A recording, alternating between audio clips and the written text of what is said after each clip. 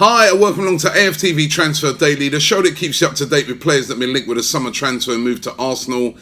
And today, of course, is the last game of the US tour for Arsenal. They're going to be taking on Real Madrid today. Real big test for Arsenal. Probably the hardest game that they would have played on this tour. Of course, they did play Bayern Munich and beat Bayern Munich 2-1 on the tour. And it's been a good test and a good run out for the players. And so far on the tour, I've got to say the youngsters have really impressed. Joe Willock, Eddie Nketiah, in particular Saka. And then a couple other players have looked really sharp. Pierre-Emerick Aubameyang's looked really sharp on the tour. Mesut Ozil has looked very impressive on the tour so far. So we're going to be hoping that those guys can really carry through that form once the season gets underway. But of course, the reason why you're watching this show is to find out who are we signing. Has anybody signed? Now, as we play Real Madrid today, all the news is about Dani Ceballos, that he will be signing for Arsenal on a season-long loan. The 22-year-old midfielder will be joining Arsenal. That is set to be announced today, if not the unveiling tomorrow. And Ceballos will become an Arsenal player. The deal's been agreed with Real Madrid. Don't have details on the clause. Now, that's what's going to be really interesting. Do Arsenal have an option to purchase him at the end of the loan, or is it just a one-year loan and he goes back? But whichever way it's set up, it suits Arsenal perfectly. Of course, they've been desperate to try and replace Aaron Ramsey, who's moved on to Juventus. Ceballos will be able to come in and do that, and they're not having to pay a mega fee for him up front, which of course we know Arsenal have a limited budget this summer. He scored 6 goals in the under-21s European Championships, which he was one of the star players in. Not normally known actually as a real goal scorer, and we do need goals from midfield. I think that's one of the things that have been lacking. But he's a great passer of the ball, great manipulator of the ball, and he is one of these sort of midfielders that can pick the ball up, beat a few players, go past players, and that has been something also that we've been lacking as well. So he is one of the real talked about young players in Spain, but of course playing for Real Madrid, we know what it's like. The way they're stacked. Particularly in that midfield area of guys like Modric, Casemiro, Hazard now, Bale, although Bale could be on the way out. And so he's found it really difficult to get game time at Real Madrid, and hopefully he can come in and do a really big job at Arsenal. So positive that Ceballos coming in, as is William Saliba. We spoke about that one yesterday, the fact that, there was even Arsenal players watching St Etienne's game in Lacazette and Aubameyang, and he's set also to be announced as well. So William Saliba, but as we know, will be going back straight away to St Etienne for another year before joining permanently next season. Kieran Tierney. Now, what is happening with this one? This is the one that's been running literally the longest of the transfer window, along with the Saliba one. And it still doesn't seem like Arsenal are nearer to getting this done. I was told a couple of weeks ago that a breakthrough was near and that Tierney would be joining. Then the next set of news I got was basically that Arsenal are just sort of sitting back and chilling. They're in no rush to get it done because Tierney's in rehab at the moment, and they're kind of just, biding their time till nearer the end of the transfer window to get it done.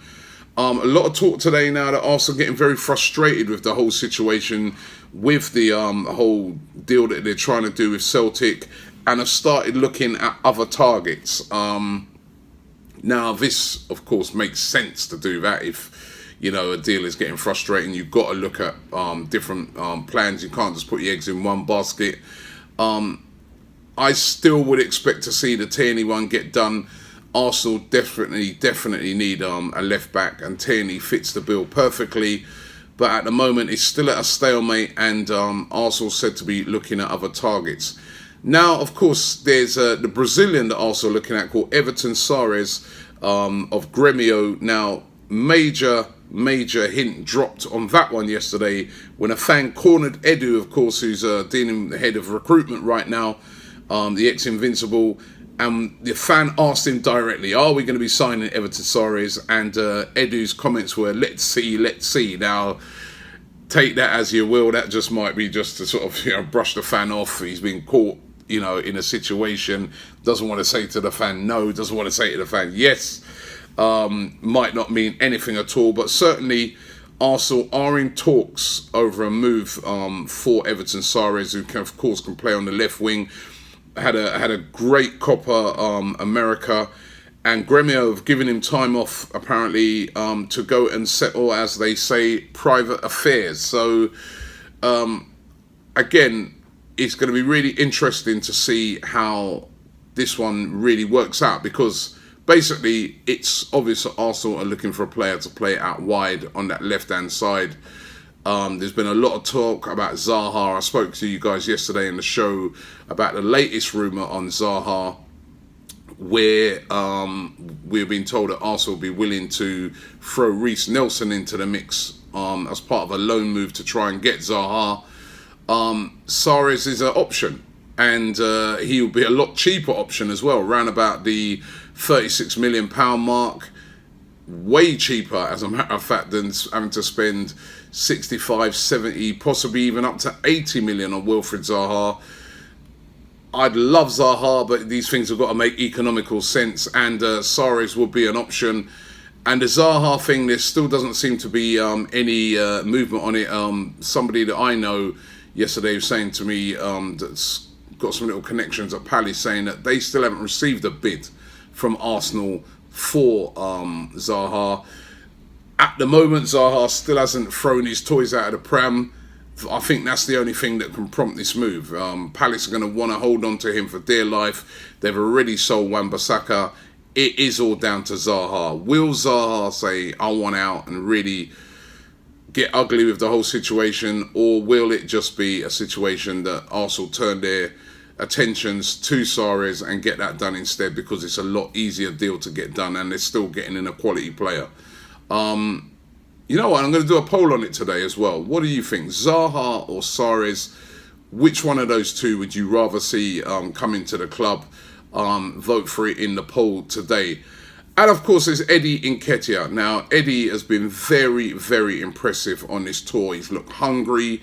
I saw quotes the other day from him saying that, his heroes are Thierry Henry and Ian Wright. That's who he models himself off of. And listen, you can't go wrong if you're modelling yourself off of those two. Well, Unai Emery apparently saying that he intends to keep Eddie Nketiah at the club.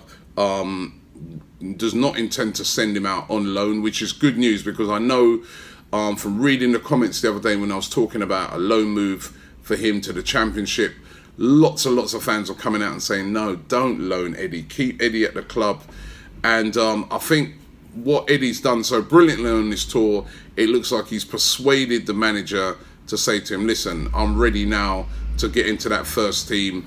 I will be able backup. So looks like Eddie will be staying on in the first team, and certainly he's played excellently on this tour, and he's really earned it. Reece Nelson needs to step up on this tour. Maybe he could have a big game against Real Madrid. Check out the Bias Premier League show that I did with troops in front of the Lincoln Memorial down here in Washington, where we were saying the same thing. We really want to see Reece step up on this tour. He hasn't really done so yet. Now let's get into a couple of your comments. I've got my laptop is right here. Richard Cannon says, I've got an idea. Let's drop 65 million on a defender. That's true. I saw the mood of the fans yesterday, and a lot of frustration about why are Arsenal not being linked with defenders. Hassan, another one, he said, for crying out loud, what about a centre bleeding back? And he's got a couple of angry emojis there. That's another one. Jeff Parker says, this is just BS. 65 million for Zaha when 65 million could be spent on Umtiti or Ruben Diaz. Zaha is a quality player, but our defence needs sorting out first before anything. Again, another person there, one in the defence sorted out, one in the money invested in defence. And I'll go with Islam, last one, Yanto 2013. He says, FFS, we need defenders first and foremost. So that is a message coming loud and clear yesterday, coming loud and clear from every fan I've met over here in the States.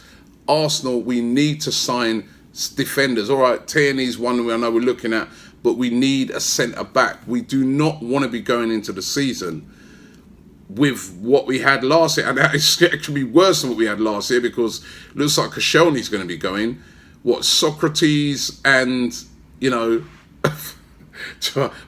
as I dread to say it, Mustafi. You know, Rob Holding's not fully fit yet, has not played a minute on this tour.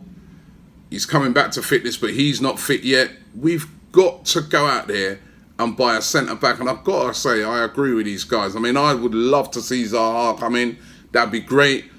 But I would much rather see a real top quality centre-back at this stage. You know, at first I was saying Zaha, that would be just like... Well, listen, the thing is about it, we should be getting a Zaha or Sarez or whoever we decide to get, as well as a top-class centre-back. And if you look at it in a moment, we've not really spent anything, really.